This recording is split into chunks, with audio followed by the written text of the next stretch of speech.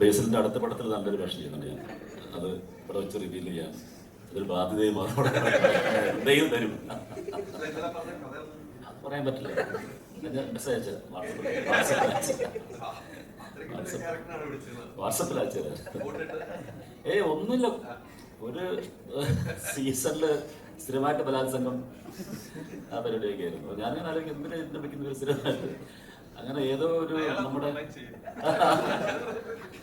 നന്ദി എന്ന് പറഞ്ഞ നമ്മുടെ ഒരു നായിക ഉണ്ടായിരുന്നല്ലോ പണ്ട്, നമ്മുടെ കരുവാടി കുട്ടിയുള്ള നായിക. അതിലും ബലാത്സംഗം പരിപാടി ഉണ്ടായിരുന്നു. അത് കഴിഞ്ഞ് 3 പടം അടുപ്പിച്ച് ഞാനായിരുന്നു. 3ാമത്തെ സിനിമ എത്തിയപ്പോൾ അവർ ചോദിച്ചു ഇതിലും നിങ്ങളാണോ? അപ്പോൾ ഞാൻ പറഞ്ഞ ഇവിടെ ചിലപ്പോൾ അധികം ആൾക്കാർക്ക് അറിയില്ലായിരിക്കാം. അതുകൊണ്ടാണ് നമുക്ക് പെട്ടെന്ന് അധികം തേക്ക് പോകാതെ പെട്ടെന്ന് പണി തീർക്കാൻ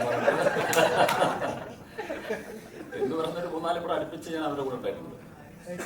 അപ്പൊ അതിലൊക്കെ പ്രത്യേകിച്ച് ഇപ്പൊ അയാളെ കണ്ടു കഴിഞ്ഞാൽ അയാൾ നല്ല ബലാത്സംഗം വരുന്നതായിരിക്കും. അങ്ങനെ ഒന്നും തന്നെ കണ്ട അതൊന്നും ആയിരിക്കില്ല. പക്ഷെ അങ്ങനെ ഒരു ട്രെൻഡ് ഒരു സമയത്ത് അങ്ങനെ ഒരു ത്രൂ ഔട്ട്. സിനിമ മാറി